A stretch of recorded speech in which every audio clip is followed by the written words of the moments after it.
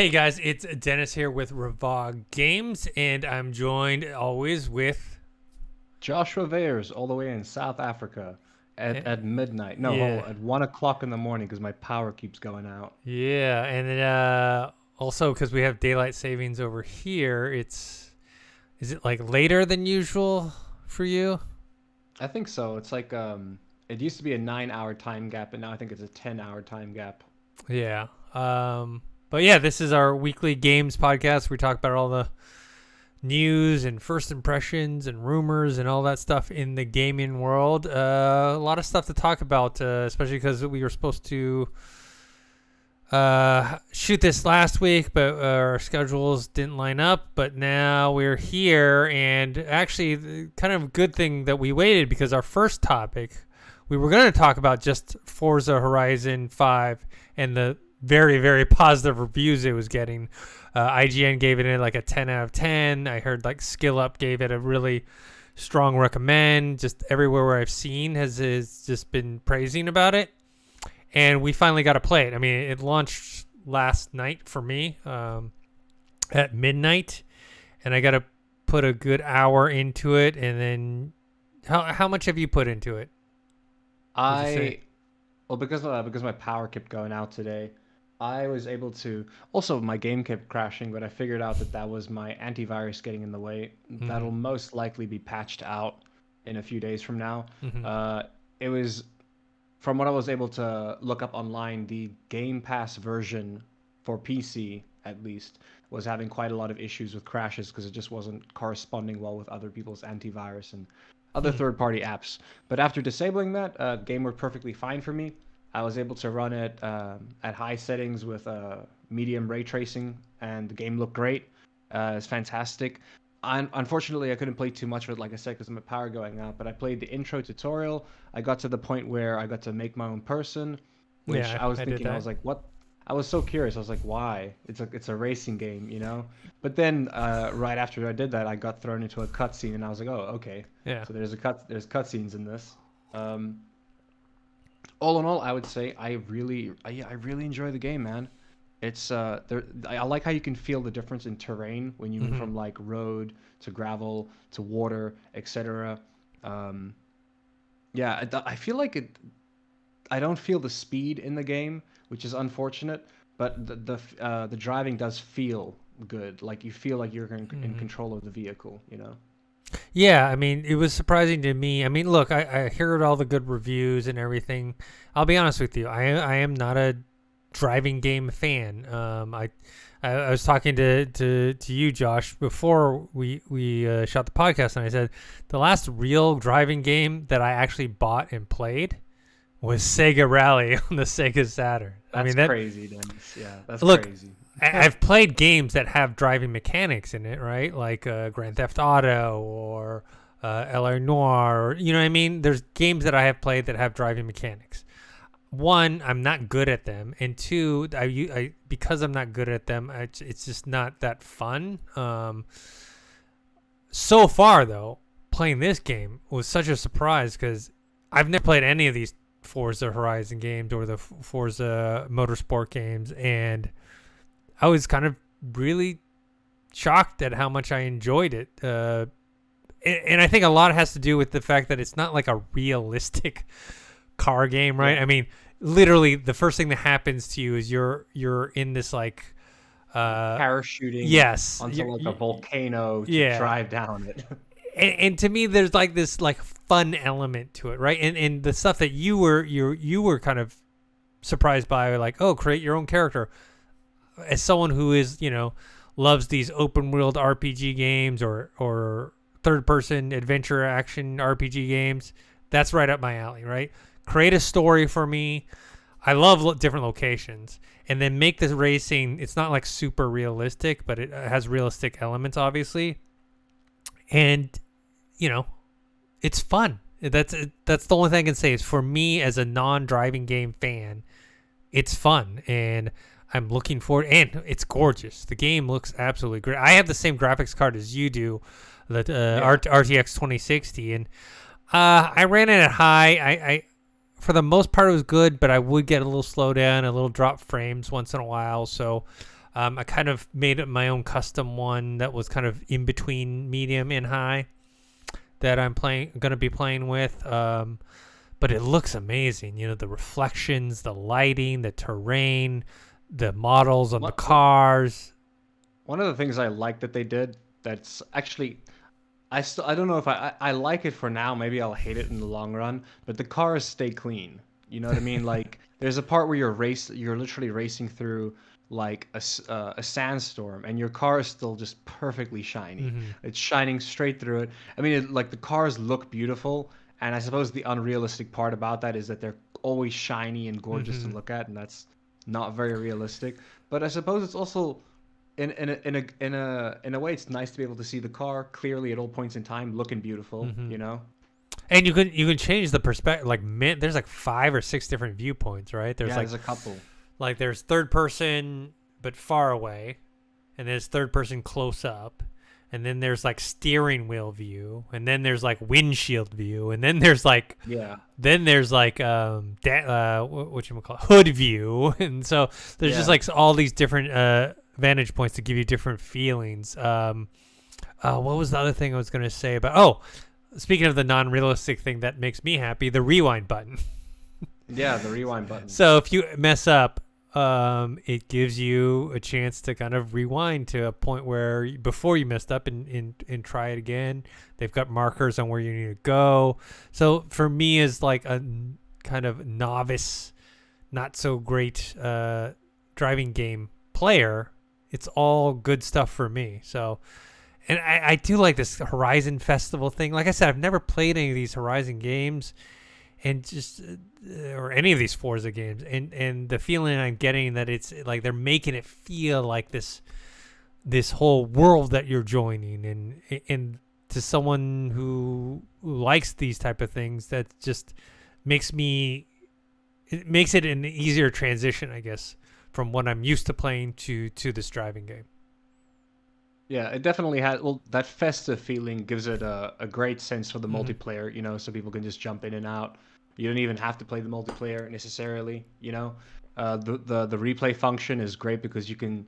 I found it useful to train myself in the sense of I would take a corner, did not take the corner well, go back, do it again, didn't take the corner well again, and I kept rewinding, taking the same corner over and over again until I learned when was like the appropriate time to brake or downshift.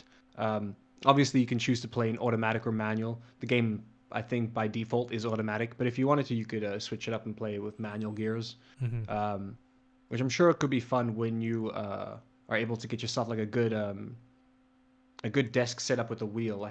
There's one in specific, I think. I don't want to be quoted on it, but there's a couple good ones out there that I would recommend for this game.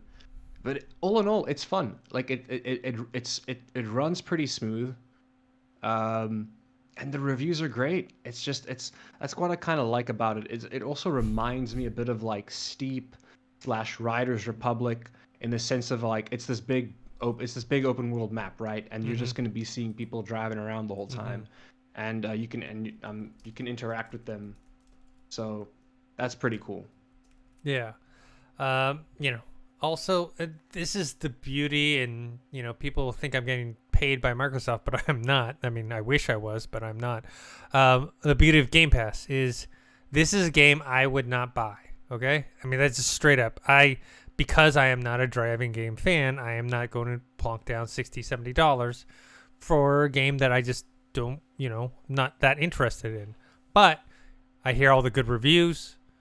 It's essentially free to me, free in the subscription way. So I gave it a chance and I play it and I'm enjoying it. Let's see how far it goes. This ultimately will never be one of my favorite games ever, just because driving is just not one of my favorite genre of games, but yeah. it is quite a great surprise for me. Same with and when you're speaking of Game Pass, The Ascent, we talked about that game a lot this past year. One of the big surprises for me. I love that game. You know what I mean?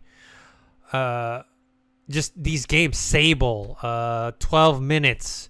I mean, obviously we're getting Halo Infinite in what, a month now? I think it's like a month.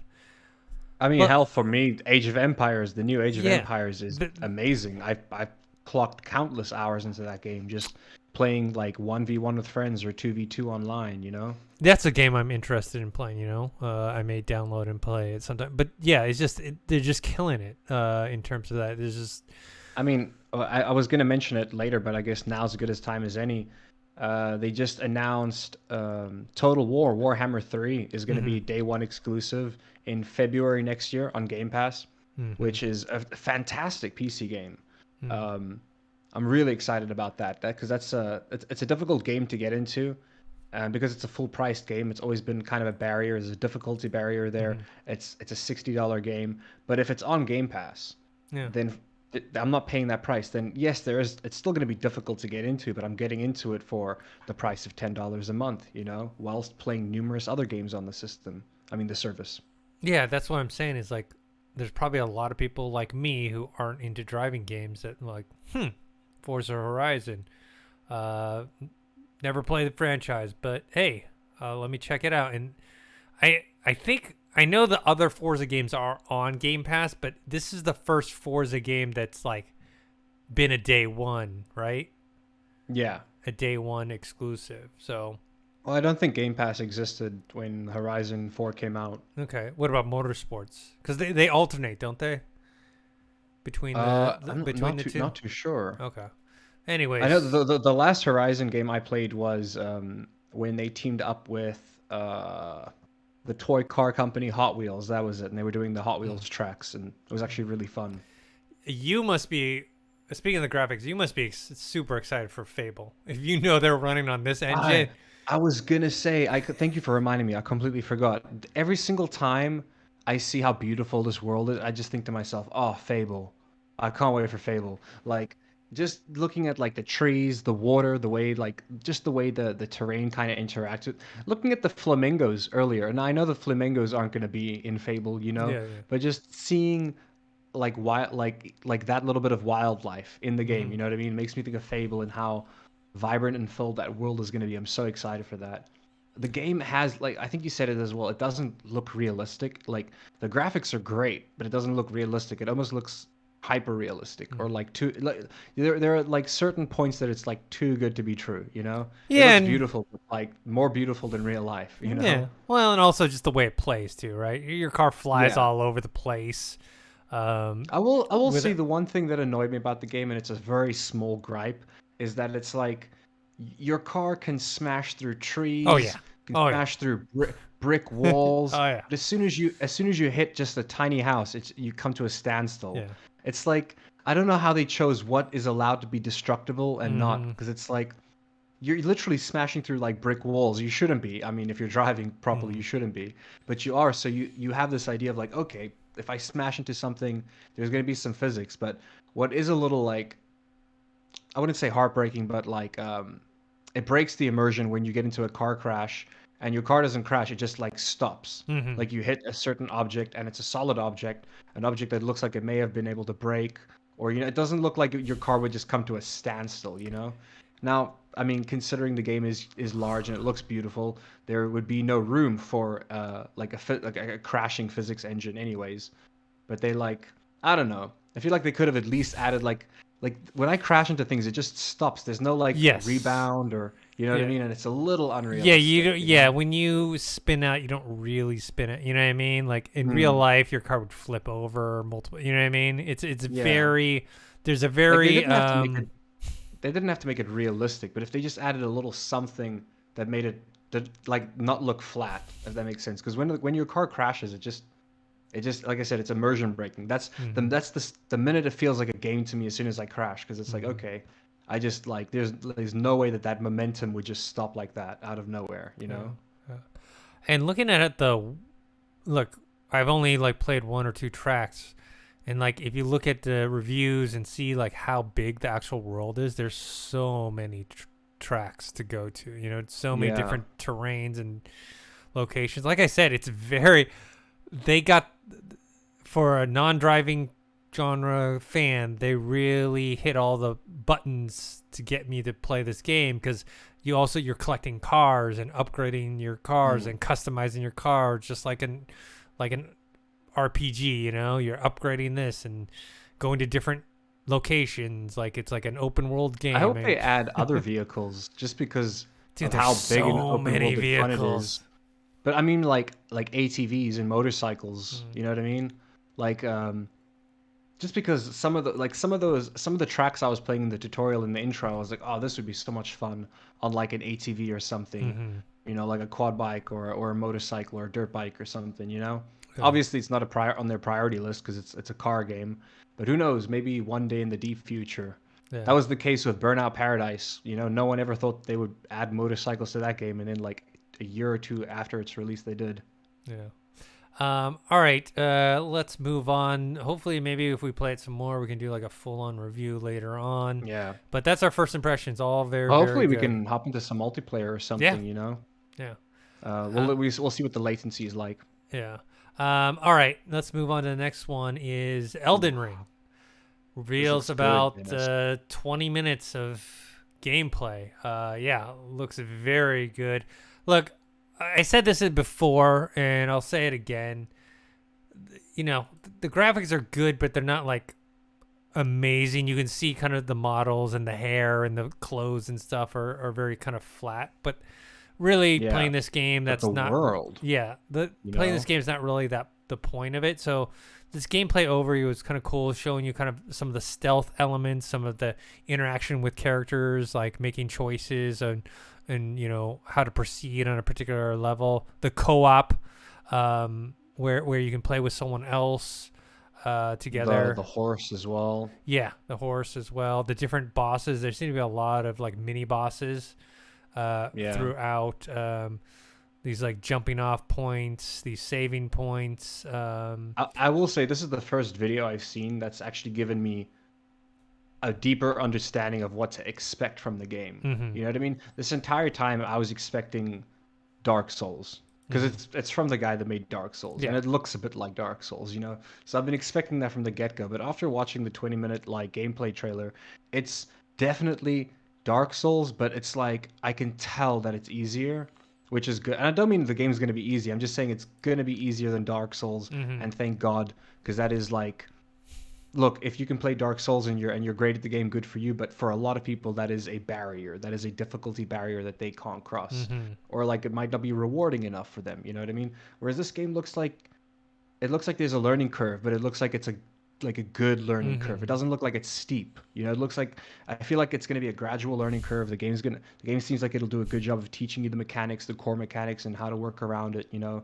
obviously a lot of lock-ons, a lot of targeting, a lot of parrying, dodge rolls, that kind of stuff. It looks fun, and like you said, like the graphics aren't bad. No, They're no, not bad. no. They're not bad in no case. They at no point in time do they scream next level graphics. They do look like it would push the PS4 graphics to the limits. You know what I mean? But it Yes. doesn't look like it would do so for the PS5, at least just from looking at it. Maybe that could also be an art style choice. We don't know. But the point is, the lore behind this game and the story of the game looks good. And we know that it was George R. R. Martin, who George R. Yeah, I can never say his name right. Anyways, Martin, who created we Game know- of Thrones. yeah, and he did this a long time ago. Obviously, the game's going to be in production longer than the lore. Like he worked on, like they showed off one of those like it was a walking pot. I don't know if you saw that part. Yeah, yes. And it's like it's such a weird character design. It's so unique, and that's what I like about it. Where it's like, yes, they could have made a game that looks better, but it's like, would I be helping a pot out of the ground, a talking pot out of the ground? You know what I mean? Like in this weird like gothic kind of universe. It's so weird. Like I just want to know more about the world. And it's one of those things where if anybody's ever played Dark Souls, they do a better job now of kind of doing the story. But when Dark Souls first came out, you didn't know what the hell was going on. You know what I mean? And the lore was so difficult to get into, but it was so rewarding. So I know this game's lore is going to be rewarding, but it looks like it's also going to be a lot more visual. Like you're probably going to be reading a lot of books too, but it seems like you'll be visually learning a lot of the lore too, which I think will be nice. But yeah, gameplay looks sick. Gameplay looks like it just looks top tier, you know. That end boss it's not the end boss of the game, but the end boss of the video was badass. Yeah. It's that king who has like 4 arms, and one of his arms one of his hands is a dragon head. that he can shoot fire out of. It's pretty badass. There's a lot of like summoning So spirits.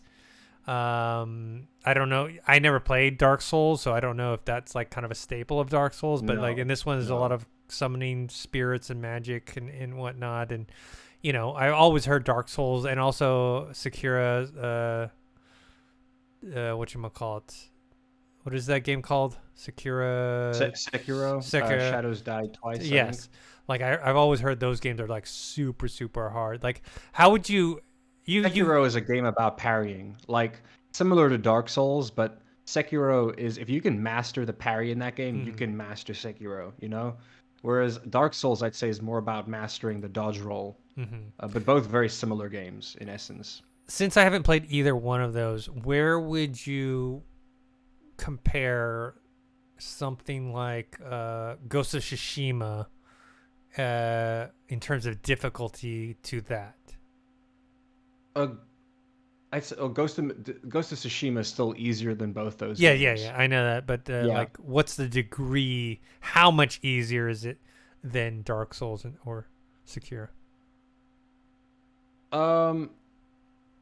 This might be a bit of a weird parallel, but I know you played the game. You remember the Star Wars game Jedi Knight? Yes. Or you the most Order? recent one. Fallen Order, yeah. So that game on its like, that game on its hardest difficulty is like maybe normal for Dark Souls slash Sekiro. If that makes sense? Okay. If that helps you gauge it at all. It's different. It's similar because look, like with Ghost of Tsushima, you're also dealing with the parry. You know what I mean? But it's Ghost of Tsushima, you can get like chopped up a couple bits of time and recover. With like Dark Souls, you can get one hit KO'd out of nowhere. Like out of nowhere, you can just be walking, go around a corner, see something you shouldn't have seen, and then get killed in one hit. You know, it's super unforgiving. It's difficult. It's different. It's different to compare. It's difficult to compare. Well, it's so different. Then I'm glad that Elden Ring is not quite as going to be as difficult as Dark Souls. Yeah, it still seems like it'll be difficult, but it's going to teach you the mechanics. Whereas Dark Souls is just like the game just throws you into it. It just throws you into it, and you got to figure it out, man. I mean, yeah, it tells you the buttons, but it doesn't like introduce it slowly. You know what I mean? This game definitely is a lot more similar to Dark Souls than anything else. Like even the way the character moves and stuff, but more of an emphasis on magic, which Dark Souls got into in the later games. Like magic, like there's like you could have like a scroll of lightning, for instance. But it seems like the magic in this game is magic, like real magic. You know what I mean? There was not as much of an emphasis on it in the Dark Souls games. In terms of combat and using it, whereas this, you're like hailing down arrows from above. It looks really epic. You know what I mean? No. It just looks beautiful. Like I think the graphics do look sick. I don't know, like it. Well, like, I love the art design. I love the art. I would say the design textures. Yeah, so it's just the textures don't look like Like the textures look really good. Like I'm looking at the video again here on my second screen. The textures look great. Well, I should say the lighting and the shadows look great, but the textures look a little old, you know? Yes. Textures and then the models, specifically like the hair and the clothing. Yeah. They kind of don't I think the hair flow. was a character. I think the hair was a choice. Yeah, probably. Yeah, but I it's think that the hair old was a school. choice. That's the old school look, you know? Yeah. Like it kind of stiff. It doesn't even Yes. like react like real. Whenever I hair, 'cause see that, honestly, I Yeah. think of PlayStation 2. Like that's it does kind of have that feel. You know, it reminds me of like the old school Dark Souls Yeah. and stuff like that. Yeah. But I like it. It also gives it that like mythical Look, feeling where you're like graphics- gravity doesn't apply to your guy. If you can double jump with a horse, then you know gravity doesn't apply to your guy. Yeah, graphics are great, but they are second to gameplay. You know, gameplay is Yeah. number one. And this is a game that's going to be focusing on gameplay and lore and story for sure. All right, moving on to this next one. This one is just more of a rumor that came up. Rockstar Magazine's Chris Kleppel made this claim, I guess, last year, but I guess there's kind of a follow-up to it that there's a remaster or remake of Red Dead Redemption in the works, but they're not sure if it's a remaster or a remake. I'm kind of hoping for a remaster because I was one of those people. Red Dead Redemption 2 is one of my favorite games of all time. I think it's a masterpiece. I'm one of the few people who thought Red Dead Redemption 1, the first one, was good, but not great. I felt like Red Dead 2 was the one that kind of lived up to the promises I thought that Red Dead Redemption 1 had made.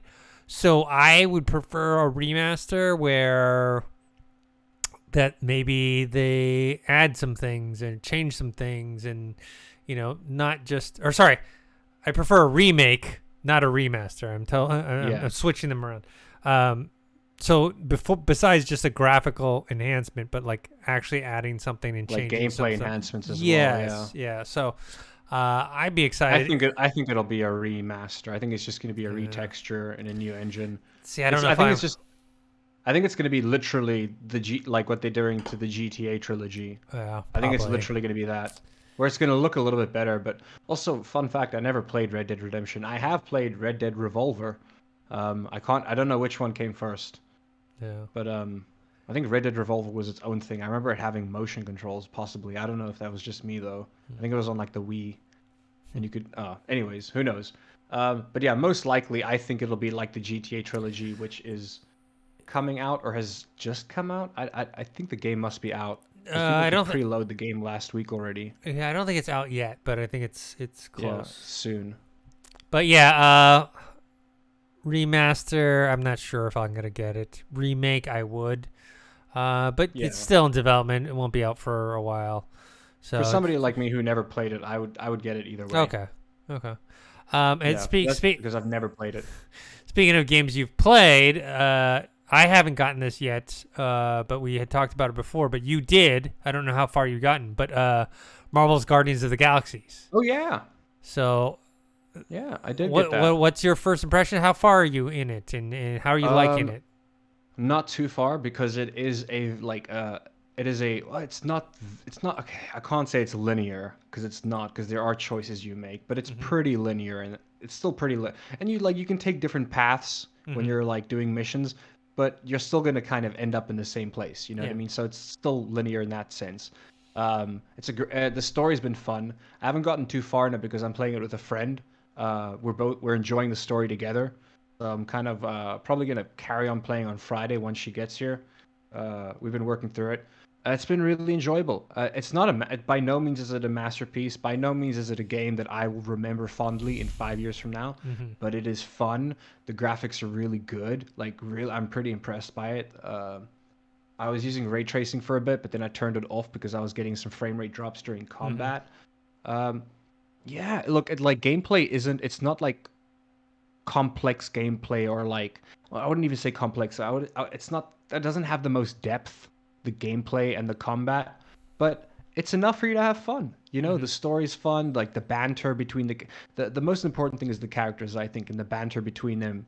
And then the soundtrack, of course, kick-ass. We knew the soundtrack was going to be kick-ass. But yeah, so far, I've been... I've played like the first couple missions. I've enjoyed it. There's not much to say about it. If I had to give it a score, I would give it like a solid 7.5 out of 10. The reason I don't give it a higher score is just because I don't think it's going to be memorable. It also doesn't have replayability. Like once I finish this game, I'm pretty sure I'm never going to touch it again. Yeah. Except maybe like 3 years from now when I want to show it to a friend or something, But that's okay because a lot of my favorite games were like that, I would argue, well, I mean, the Horizon game you could replay if you want, but I never replayed it. I played Horizon. I played every single inch of that game, finished it, loved it, and then never picked it up again. You know what I mean? And I think this is going to be the case where I don't think I'm going to love this game, but at no point in time am I going to feel like I wasted my money and I paid full price for the game. I feel like I got my money's worth. It's not the longest game, but it's entertaining. And like at the moment, I was literally craving a single player story experience. And I got it. I've been playing a lot of competitive games, a lot of multiplayer competitive games, so it was nice. It was rewarding. It was enjoyable, Good to hear. Like I said, I probably will get this game eventually at some point. I highly recommend getting it on sale. It's one of those games where Like if you're a fan of Guardians of the Galaxy, it's worth it full price. If you're not a fan of Guardians of the Galaxy, the game's not good enough for you to buy it, in my opinion. The reason I'm enjoying it is because it's just hilarious to watch the people talk. Like you can just stand still and they'll just crack jokes at each other for like 10 Mm-hmm. minutes, you know what I mean? It's like, and that's the kind of thing that I like about the game. And for some people, if you don't like Guardians of the Galaxy, Mm-hmm. like you're not going to like this game, you know? You might find it fun in the sense of like, ooh, explosions, you know, the way you might enjoy a Michael Bay movie, but like other than that, yeah, I would still recommend getting it on sale, even if you're not a fan, because it's fun. Yeah, I'm gonna get probably on sale. Like I said before, it's a time issue.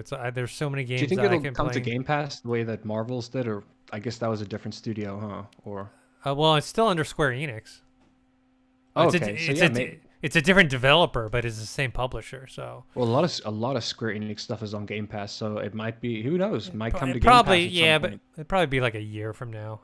That's my guess. Yeah, And as of right now, I could wait a year. the soonest would probably be 6 months because they're probably Ye- contractually locked in yeah, to other things. So the soonest, if it was going to be on Game Pass, the soonest would probably be 6 months from now. yeah. So yeah. All right. Let's move on to the next one. Oh, this one was kind of just popped up today, which is IGN. What's his name? He's kind of the main Xbox guy. Why am I blanking on his name? He is. Why do they not put his name in these articles? I'm looking at IGN too. His name, I think his name is like Ryan. Yeah, Ryan McCaffrey. He's like the main Xbox guy for IGN. He flew to Maryland to visit Bethesda Studios, and he had a one-on-one sit-down, probably like a 40-minute interview with Todd Howard. And they talked all kinds of things, but there was kind of two main things that kind of popped up, 2/3, because one had to do with, Elder Scrolls 6, like when that was coming out, which doesn't seem like it's going to come out for a long time, but he said that they had to do Starfield now. It was like a now or never type of thing. Like if they didn't do it now, they were never going to do it. And so that kind of is what pushed Skyrim back, which I do agree though. Like if you were going to do a new IP, it really was like I don't just there just wouldn't be time. I don't think it's a now or never thing. It's more like a now or 15 to 20 years from now kind of thing, which could be never. And who knows? You don't know if the company is going to be around for that long or if it'll still be around in 20 years. But I agree. It's just if they didn't do the game now, they would not have they literally wouldn't have even been able to think about it for like 8 or 10 years between Fallout 5 and Elder Scrolls 6. You know what I mean? yeah. What's the timeline in Elder Scrolls 6? Is it another? They're saying another 5 or 6 years, right? Because Starfield's coming out next year, right? Yeah, they haven't even started on develop. They've started on lore and world building and things like that for Elder Scrolls 6. They probably started on that years ago. Like all the books and stuff. Like Skyrim had so many books. Like they're probably working on that kind of stuff, but they haven't started on development in terms of like engine and stuff like that. I highly doubt it. Yeah. Well, they're probably going to use whatever. Remember, I forgot the name of their engine, because they were so like they got bashed for many years because they kept using that engine, and they finally all the Fallout games as well. Yeah, so they finally updated it for Starfield. Fun fact about that engine, Dennis. Fun fact about that engine in Fallout. I think it was Fallout New Vegas or Fallout 3, because the game engine couldn't render vehicles. Well, it couldn't figure out transportation or vehicles. The trains in the game, I think it was New Vegas or Fallout 3. One of them had trains in it. But the point is, the only way that they could get the trains to work was by making them NPCs. So you're going into a train, but if you looked at the resource outside of the game, it was literally a train with legs on it. Like human legs were on the train, but they were like blocked under. Just to be able to make it work in their game engine, they had to turn the freaking trains into actual entities with legs to move around. Oh, Yeah. so yeah. Yeah, they've made some odd game engines, that's for sure. Yeah, I But think yeah, most I think it most was likely called they'll use the Create. engine for Starfield. Yeah, so I think it was called like Creator Engine, if I'm not mistaken. And so now Yeah, there's a Creator Engine 2, which obviously looks a lot better. I mean, that thing, the first one was so outdated, and they just kept like, um, instead of making a new one, they kept just kind of adding on, like piecemealing, adding on to it yeah. as the years went by. And then DLC to your game engine. so they finally, made a Creator Engine 2. Used it for Starfield. I'm assuming that's what they're going to use Elder Scrolls 6. And also, the other topic is Fallout 5. They said they have a one-pager on the idea of what they want for Fallout 5, but don't expect it for many years.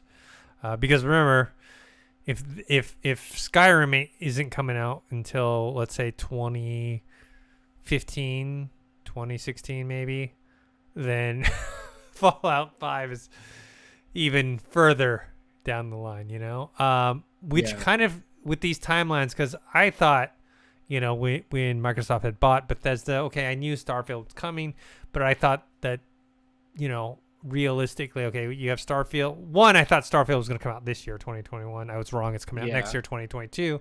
But I figured maybe like 3 years after we'd get the next Skyrim or Elder Scrolls game, I guess. Elder Scrolls 6. So I was thinking 2024, 2025, but that obviously seems a bit too optimistic. We're more looking like 2020, let's see, 6, I guess. Yeah, I think that's probably more realistic. 2026, maybe in 2027. So now that I've seen the timeline, I'm getting further and further away at the idea that Elder Scrolls is going to be on a different platform other than Xbox and PC. I feel like at that point, think about that. Think about where Game Pass is going to be in 5 years from now. Like Dude, and, I was just and thinking- cloud gaming, with xCloud. Like, I mean, Game Pass a year from now is going to be amazing. I mean, it's already pretty damn good now. Literally, this time next year, Game Pass it'll be like, it's just going to be the thing. Like, it's weird that I still have to, like, I wouldn't say convince, but it's weird that most of the gamers I know aren't on Game Pass for PC. Like, at least the ones that are play. Like, I have friends who stream for a living, who are Twitch streamers, and I just don't get why they wouldn't get Game Pass. You know what I mean? I don't know, but the point is, it's gonna get to the point where it's gonna be so normal to have Game Pass. yeah. Like So having a Spotify membership, it'll be that freaking normal. yeah, but it's the Netflix of gaming, and they've got a head start on everyone else, and I think the blend into the xCloud. So basically, they're gonna make it so like you can have a subscription and you don't need to buy a console. It's basically kind of what Amazon is trying to do with Luna and what Google is trying to do with Stadia. Xbox kind of already has those things in place, and they have the game, so they're going to make it so you just buy a controller and you stick it in, and then you open up, some sort of, I don't know. May not open up. I guess on the TV you would have to still buy some sort of streaming stick, but it'd be much, much cheaper, right? Like something that's like $50 to $100. Like I was just gonna say, yeah, very cheap. Easily they'd be able to price it somewhere between $40 to $60, I think. Yeah, If they really wanted to. and then just having a 'Cause controller. They can sell them at a loss. Remember? Yeah. You'd make the money back through subscriptions. Yeah, so I think the barrier of entry will be much smaller, and then so I just think by that time, Starfield is already going to be Xbox/PC exclusive. We know that. They're getting people used to that.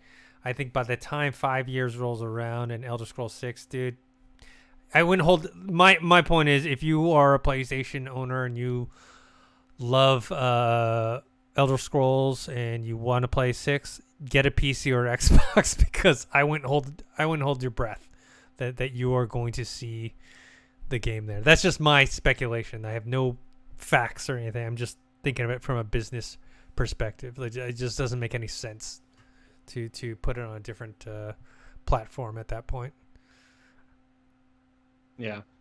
So, all right. I think that's it. I mean, there was a lot more stuff he was talking about.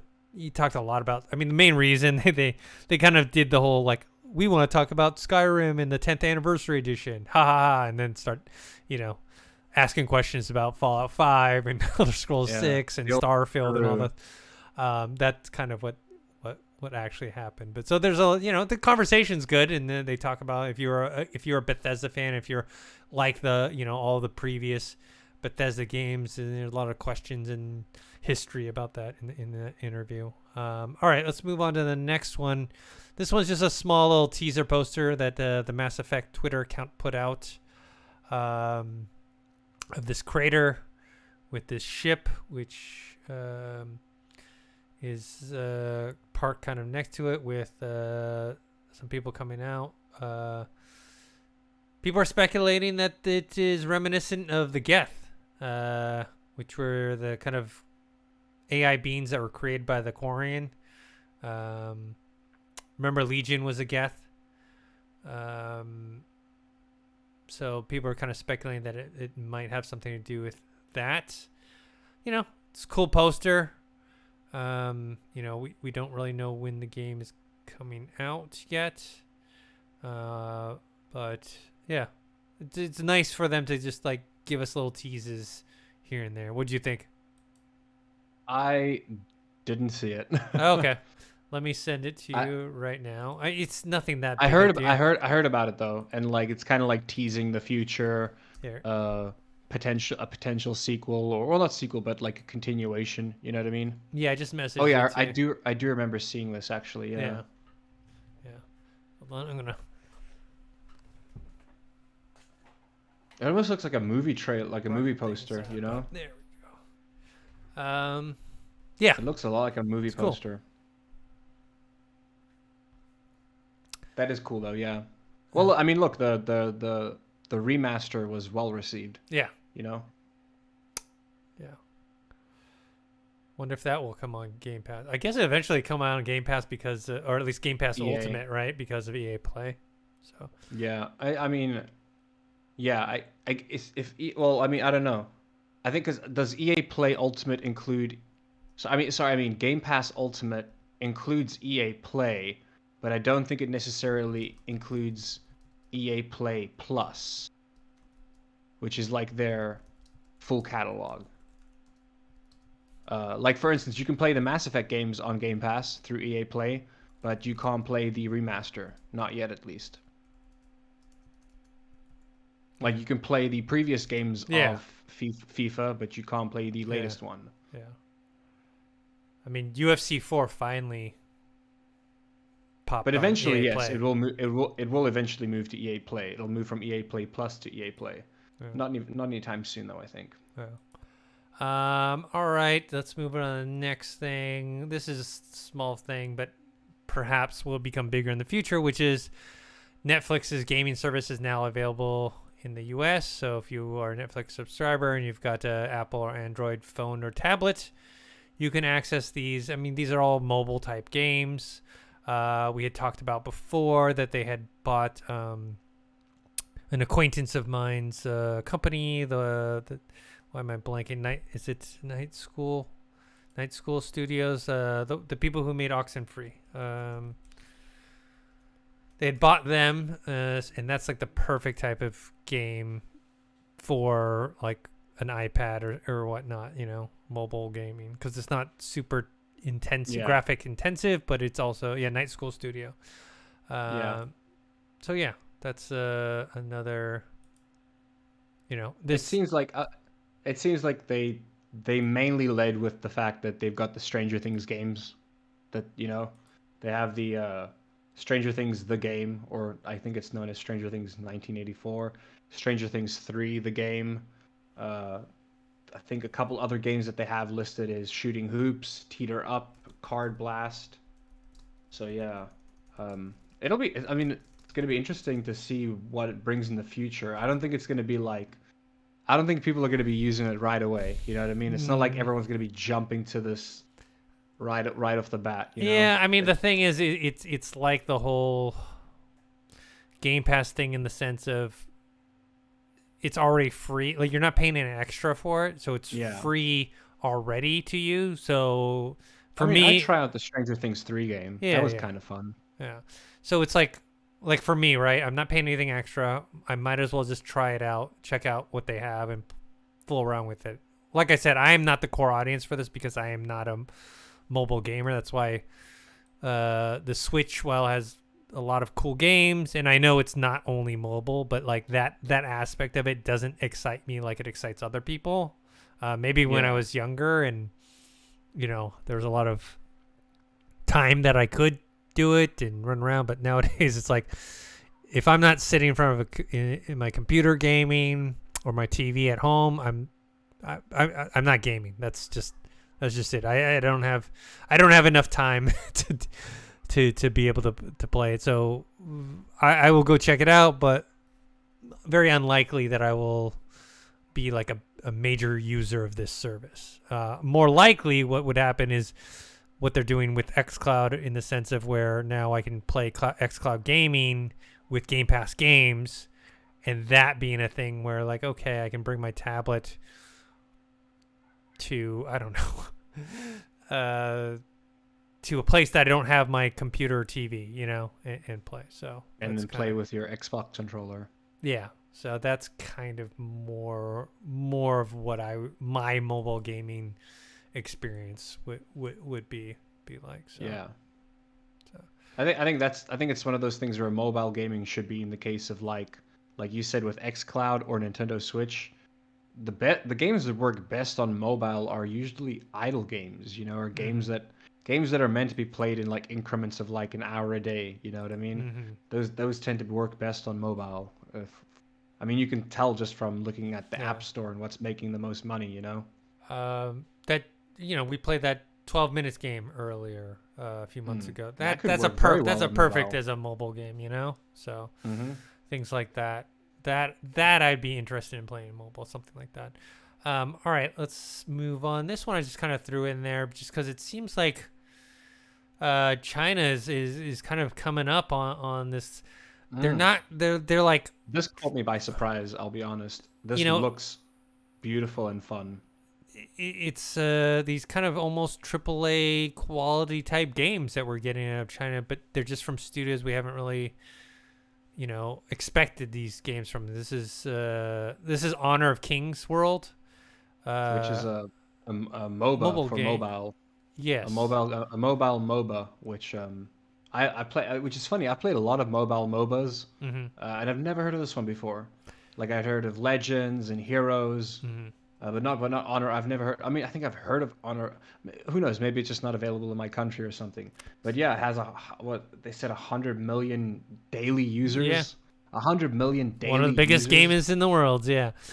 And that's crazy. All I know is that this video looks amazing, Dennis. It just I knew it'd be right up your alley.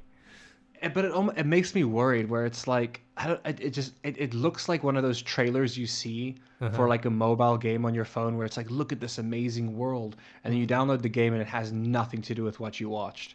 Like it almost has that feeling where it's like, I'm gonna play this game and it's gonna be like a card game or something. It's gonna have nothing to do with what we just watched. Well, remember, because this is not going to be a mobile game anymore. This is doing. This is a proper AAA game. Yeah, it's on the PC. We talked about Black Myth Sun Wukong, that game, and that looks like a triple. Even though the studio's not that big, but it looks like a AAA title, and that's from a China developer, and this is as well. So it feels like there's kind of a how colorful it is. It's so colorful, Dennis. Yeah, that's what I was gonna say. It's a contrast between the Sun Wukong game, because that one is kind of, look, it's not realistic because you obviously have fantastical elements, but it's a darker setting, right? It's a more where this is a fantastical JRPG, even though it's not a JRPG, but much more like a JRPG style game, right? It's I'm looking at it right now, and they're flying on this spirit whale with wings. You know, like that's the type of game. It looks more like Final You grew up Fantasy. in China, right? You No, grew I up in China, right? no, Did you not? Oh, no. okay. I grew up in I the was gonna say, U.S. this reminds me of cultivation manhwas, which Oh, is I don't know like what that is. I read a lot of Chinese manga, Mm-hmm. and their main theme is cultivation. Mm-hmm. You know what I mean? And it's like they usually fly around on swords, and it's like you got to cultivate yourself to become an immortal eventually, and you work your way up. And it seems like it has a very similar setting to cult. Well, cult, like I said, the cultivation is a very like big theme in I think it's Korean and Chinese like manga Mm-hmm. and anime itself. Like a lot of Chinese anime nowadays is about cultivation. Um, so this seems like it's going to be very similar to that. They even said here the one part that made me think about that is yeah, create your own story alongside the living legends of different schools of thought in the Jishia Academy. I'm not sure if I'm butchering that, but yeah, the fact that they're like the different schools of thought, I was like, oh, this is 100% a cultivation themed Mm-hmm. RPG, which I think there is another one that we saw a while back that had a similar theme, but they didn't like dwell as deep. I think it was the one that we a while ago we watched a video about a guy whose sword is a dragon. If you I don't know if you remember that. Yeah. It was like a also I think a Chinese company, and it also looks really cool where it's like some kind of action RPG game. Mm-hmm. That also had like a slight emphasis on cultivation, but this seems like it's a very deep, like deeply embedded in that theme, that overall Mm-hmm. theme of like cultivation. Chinese, it's like a trope in Chinese manga and anime. Mm-hmm. Uh, and it's one of those things where for the past like 3 or 4 years I've been thinking like it's such an incredibly popular genre in China. Why has no one made a game out of it yet? You know, or like a proper game. Like I've played indie games about it where it's like you click on books and you level up on you're reading the books. You know what I mean? Whereas this, it's like no man, if I'm gonna go on the path to becoming an immortal and becoming badass, I want to use those powers. And this game just makes sense. I think even if this game had nothing to do with the main game that it's branching off of, Honor of Kings, which has 100 million active players, I feel like if this game had to come out of nowhere and if it wasn't tied to that incredibly large player base, I think it still would have done incredibly well. I think if this game is what it is, I think it'll do very well. It's one of those things where the game looks so beautiful. Like I don't want to be skeptical, but it's like maybe the world is not going to be that big, or maybe the levels are going to be smaller than what you're expecting, or Yeah, we'll I don't see. know. I mean, I just We'll see. I had no clue because I'm looking at these articles and I didn't know Genshin Impact was a Chinese game because it's so Japanese in its style. Yeah. I've never played it, but I'm talking about the animation style. It is a Chinese game, so there's some sort of almost like mini revolution, or maybe not revolution is kind of maybe overdone, but kind of a new wave, I guess, of China based titles that are coming out. Yeah. Because if you're talking about Interesting that there's so many amazing Chinese like games coming out from Chinese game studios, and then you see the gaming laws in China. You know what I yeah mean? The parallel. Well, then yeah again, I guess it's because they realize that even if the Chinese might not be able to play, well, anybody who's not older than 18, I suppose, is only allowed to play 1 hour a week or something, or 1 hour a day, or I don't know what it is. yeah, but you Something have to crazy like you have that. to remember But people they know their over money's in export. and That's what I was gonna also say. They know their no. money's in export as well. But remember, the audience of the gaming audience is a lot older now than it used to be, Oh, right? true. Gaming Also is not very true. just Yeah. kids. When I was younger, it was like literally only under 18. Were playing games. Very few adults are playing. Now it's like, Yeah. dude, the average age of gamers is much higher. Now, older gamers tend to play different types of games than younger people, but still, it's definitely. I mean, also, it's like I said, it's a big genre. I mean, Mhm. I'm a white boy from South Africa, Mhm. Dennis, and the fact that I know about the cultivation genre Mhm. like says a lot. There's gonna be people in Africa, Eastern Europe, all over the place. They're gonna be like, "Oh my gosh, they might be fans of the cultivation genre, and they're Mhm. finally getting a game." So yeah, that's another game we keep our eye on as well. Though I will say the name's a bit generic, just in general. Yeah. But anyways, this next news topic was interesting. It's not going to affect gaming much, I don't think. But it's just kind of an interesting topic, which just got announced today, which is Unity, which is a game engine, like Unreal is a game engine. They bought Peter Jackson's Weta Digital, which is the VFX studio behind the Lord of the Rings and the Hobbit trilogies. It's just, interesting that a game engine company has the money to purchase a movie VFX house, They paid 1.62 billion in cash and stock. And to see what are they doing, what's their plan? Do you think they're gonna branch off into TV? Because I mean, if you think look, Riot. Well, first of all, I guess we haven't got it on our list, but we may as well talk about it. Arcane, the League of Legends animated series, was very well received. People were really enjoying it. A lot of streamers, a lot of gamers, and people are hoping to see more shows from Riot in the future. And Riot is a video game developer. You know what I mean?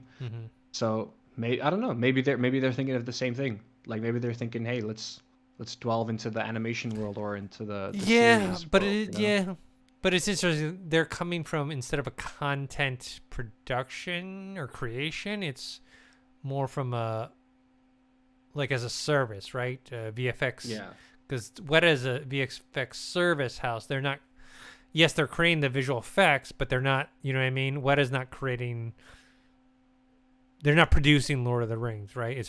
Lord of the Rings is hiring them to do the work, So that's, and same with not Unreal, but Unity. They're the tool, right?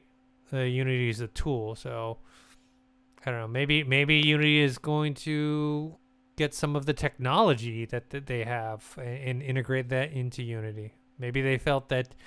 I don't know if you know much about, but Unreal right now is actually having kind of a big moment in film and television production. They're starting to use Unreal into environments. Yeah. So in film and television. So maybe Unity feels like they need something. Because one of my I watched one of my YouTubers.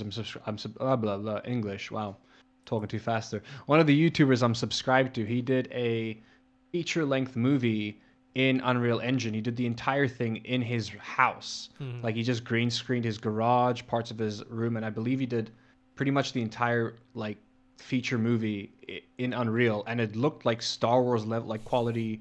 It looked like a Star Wars quality movie. You know what I mean?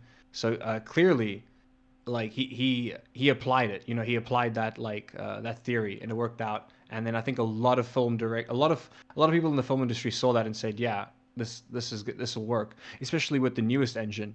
With the new Unreal Engine, it's going to be so easy to just work on crowds, things like coliseums. You know what I mean? Stadiums. It's going to be used a lot. Those are a couple simple things it'll be used for, but I'm sure it'll be used for more intricate things than that. Yeah. All right. I think this is the last thing on my list. I'm sure you have some stuff on my list. Is Sega and Microsoft announce a gaming strategic alliance that will for cloud gaming. Yes, Sega's going to produce games built on the Microsoft's Azure cloud platform, and they're going to work together to create new and innovative games. We don't know what that exactly is, but it's just interesting because, as someone who was more of a Sega guy than a Nintendo guy, once Sega kind of Dreamcast was their last console, my progression to Microsoft's Xbox, I almost felt like that was the path from Sega to, instead of Sony or to Nintendo, it was they said it's the closest thing to a Dreamcast 2.0 was an Xbox. Yeah, so they seem to always have kind of a natural fit together. Though in recent years, with Sonic and some other properties, Sega has done a lot of stuff with Nintendo recently. As well, but yeah, I just thought that was an interesting development, and we'll see how that goes in the future. All right. What do you got? I got a bunch of little stuff, but I Okay. am, however, gonna try to speed through them just because it's 2:15 in the morning. Let's see. This kind of made the rounds. I'm sure you saw this because it like kind of went viral. Um, but yeah, they're making there's a demake of Bloodborne coming out. A uh, demake. So like what's a like a demake? retro remake. Like Oh, I it's when see. somebody takes a game and they try to I make it see. look like it's on PlayStation 2 or I PlayStation see. 1 I see. graphics. I see what you're saying. And Instead of people are like low-key excited for it. It's literally the entire Bloodborne game, but they're calling it the PS1 demake. And there's something about this retro vibe that I'm loving. Like, I definitely want to play it. There's like a, there's what's the release date here? Um,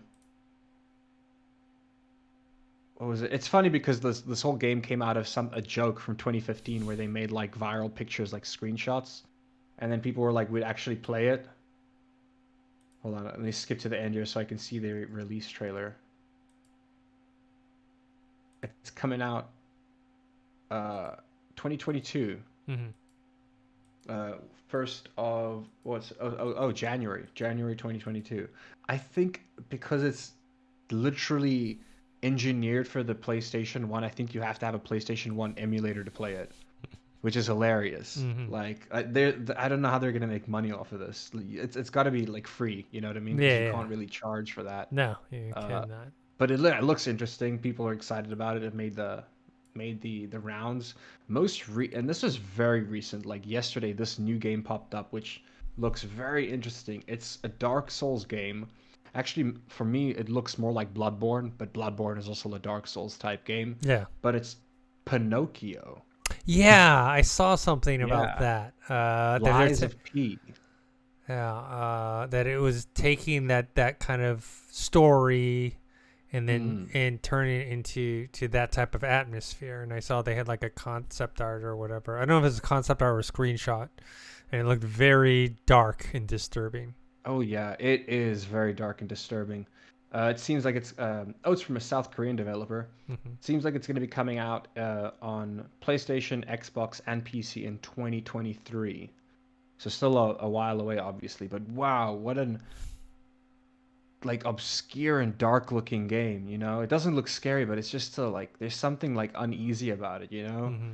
like yeah, Pinocchio man in a Dark Souls game. So that's interesting, worth mentioning. Um, the Devil May Cry is working on a animated series, which is great because most likely going to be like Castlevania type animation. But Devil May Cry did do an actual anime, like with Square Enix. They did an actual anime in the early 2000s, which I loved, one of my favorite animes. But they said that they have a story with Dante and Virgil that'll arch over multiple seasons. So they're planning on having. If they say multiple seasons, I'm assuming at least 3 seasons of Devil Hmm. May Cry. I'm excited about this. There hasn't been a lot of talk about it, except for the fact that the Devil May Cry producer has assured the entire world that Chris Pratt is not Dante. Yeah, That was that's the reason that this went viral. He yeah. assured everyone, don't worry, Chris Pratt will not be doing the voice of Dante. Um, but yeah, looking forward to that. That's going to be quite sick. I should have mentioned this earlier when we were talking about Forza, but Forza Horizon 5's sign language interpreters Hmm. are a huge step for gaming.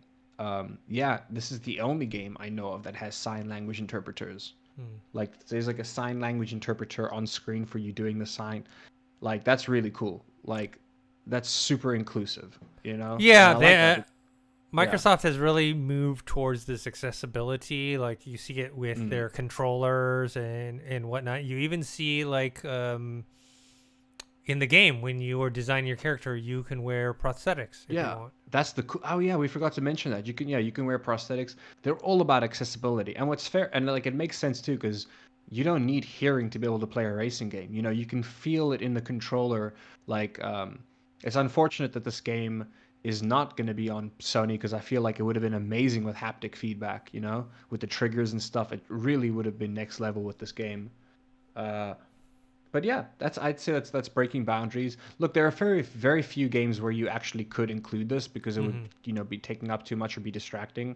Yeah. But for the cutscenes in a racing game, hell yeah, like I feel like if they should have added it for the previous Need for Speed game too or something, you know.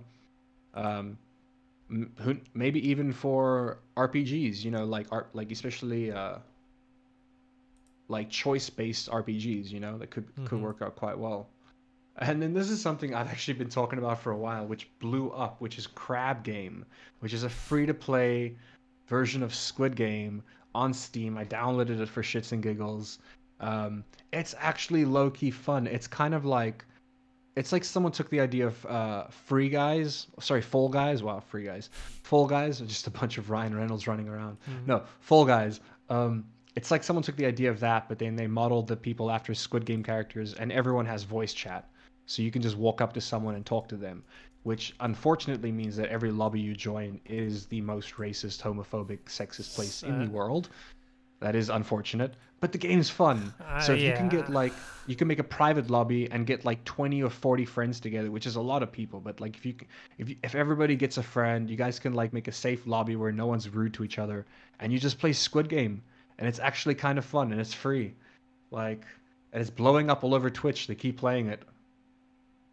Yeah, it's the whole on when you're talking about like going to online lobby. I played a lot of Back for Blood recently, and you know it like matches you up with people and like, dude, Oh like, yeah. Oh yeah. and the thing is, they're not even It's bad. competing against me. You know what I mean? I'm not even I playing know. PvP. I'm playing, we're playing Imagine a PvE. competitive game. Yeah, Well, we're playing imagine P. Squid Game. Imagine Squid Game, a game where people start teaming up, forming alliances. Yeah. Because it even has a point in time in the game where, like in Squid Game, so the lights go out. Like you're in the dorms where all the freaking like bunk beds are, and like some people have knives, some people have katanas, and you're just in the dark. I usually just hide underneath a bed and Hmm. pray to dear God nobody kills me while the dark Hmm. like the lights are out. And people are just like saying the worst things when the lights are out to each other. It's horrible. It's literally the most toxic thing I've ever experienced in my life. But like I said, you can make a private lobby and just invite your friends.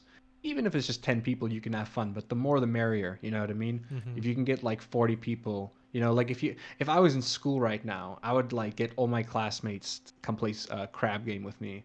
You know, it would be hilarious. Yeah. So. But yeah, that recently blew up. This is surprising. I'm surprised you didn't bring this up, Dennis, but there has been an Oculus Quest update that will, I think, let you know if children run into your, you know, the you can dedicate a zone Hmm. for your, so you don't walk into your like shelves and couches and stuff. Apparently, there's a sensor that helps pick up kids because people were just hitting children. Because if you're in VR and a kid comes running at you, you don't know there's a kid right in front of you, and if Hmm. you're swinging a sword around, you're bound to hit the kid, you know. So yeah, Oculus Quest update helps you not punch children. That's what they've decided to go with here for the headline. There's literally a whole video about it, like breaking down like how it tracks them and stuff. It's called the Guardian system. It works in conjunction with the existing Guardian system. Let's see here. It allows players to set boundaries. The Space Sense works with objects up to 9 feet away, um, meaning you'll have plenty of warning if your unsupervised baby cousin wanders too close to your flailing VR distracted body. Which honestly, that's a problem I never thought of, but I get it makes sense. It's probably something that happens quite often. Is you're in VR, and if you have like a nephew or a niece or a kid, and they come running up to you and they don't know you're in VR, you just end up smacking them, you know. Yeah. Um, so yeah, this is small, just worth mentioning because I think it's adorable. But Twitch has added a category for cute streams of animals. A lot of people like to stream their pets on Twitch. Now there's a Hmm. category for it, so you can just stream cute animals for people to look at. Oh, we already spoke about this Honor of Kings game, which looks amazing. Oh, Back for Blood. Speaking of Back for Blood, they did the roadmap that reveals there's a new co-op mode coming out, a new difficulty, and solo offline release timing, which I'm not too sure what that really means. Yeah, I don't know either. But yeah, Back 4 Blood is going to get a bunch of new features in December and in 2022. There's going to be a new co-op mode, a new difficulty level, and even an offline mode. So they're going to do proper offline mode, which will be really nice in my opinion. Yeah. I'm not going to dive too deep into this, but also there was a topic saying that there were more people playing Left 4 Dead 2 than Back 4 Blood, but think that's because they're just basing it off of the Steam numbers. Hmm. Like I'm sure the majority of people playing Back 4 Blood probably got it through Game Pass. Mm-hmm. Or even so, it's like, of course, Left 4 Dead 2 is gonna. It was just Halloween recently, and Left 4 Dead 2 costs like $1. You know what I mean? So obviously there were a lot of people playing it recently. If you looked at the statistics recently, yes, more people are playing Left 4 Dead 2 than Back 4 Blood, but that's because the game's priced differently, and they're probably not taking into consideration Game Pass numbers. Mm-hmm. And then, which, if anybody is ever in the loop with drama and news going on in the world and horrible things, then I'm sure you guys have heard about the Astroworld concert with Travis Scott. It was a horrible tragedy that happened. A couple people died, but Fortnite decided to pull Travis Scott's emote from Fortnite. Now I'm not too sure what that really does. You know, I guess it raises awareness to the issue. Well, or maybe they don't want it because look, his emote was him pumping up and down a mic stand that's on fire. Like, so I guess it does kind of. I think they yeah. just want to eliminate any type of mocking Legal issue. or mocking or mocking too. Yeah, that's true. Making But light of the situation. Yeah, either way, they got rid of the emote. I'm sure that sucks for Travis because he was a fan of the game. Then again, he's got bigger issues on his plate right now. I already spoke about this, but the Devil May Cry animated series is going to be told over multiple seasons. Nintendo isn't ruling out acquiring companies. Instead, they're prioritizing on investing in its existing studios. So, though it may be too late, in my opinion, when they decide to, Nintendo does seem like it will be acquiring companies in the future, but because it's not its priority, I think it's going to be more like they're just going to kind of get what's left over, you know? I mean, Nintendo has always stayed alive because of their first party exclusives, right? I mean, that's like 90% of,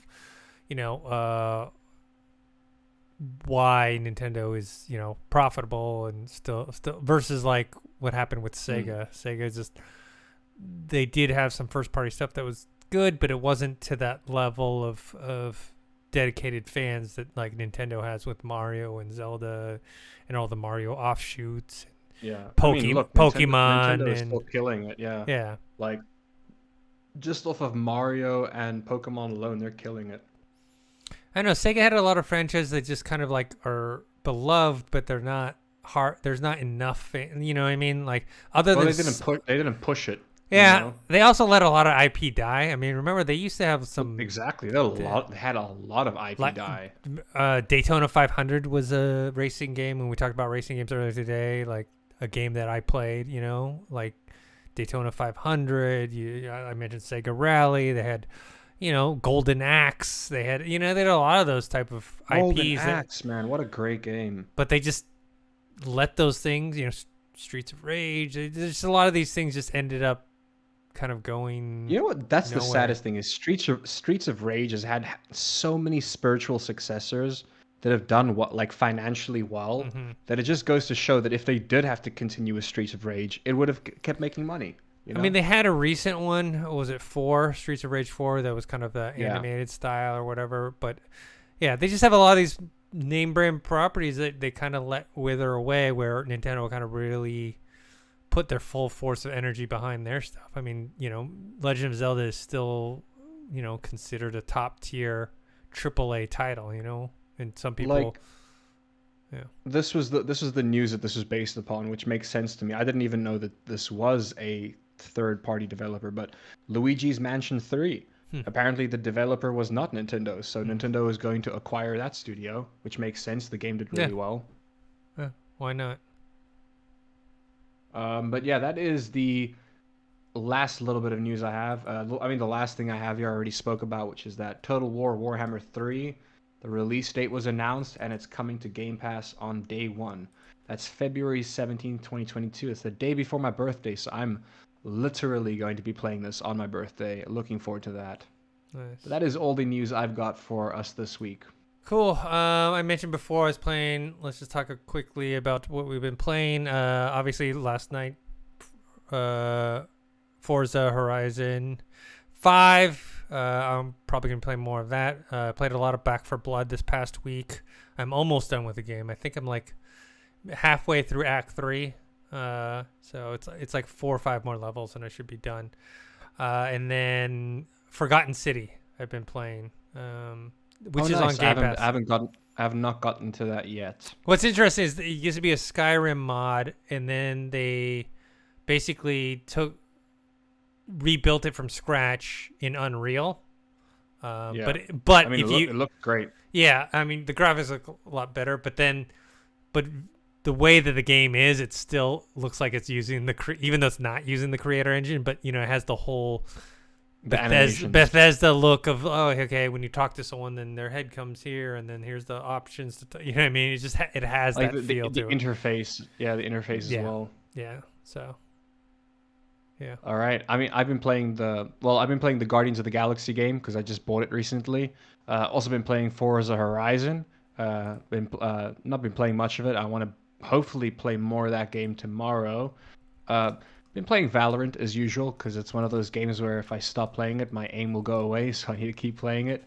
And then let's see what else was I playing? Man, hold on. The Guardians of the Galaxy game, Forza. I've been playing a lot of Valorant, and then what was it? I'm blanking right now. I'm blanking. Anyways, well, those are the games I've mainly been playing for the most part. Cool.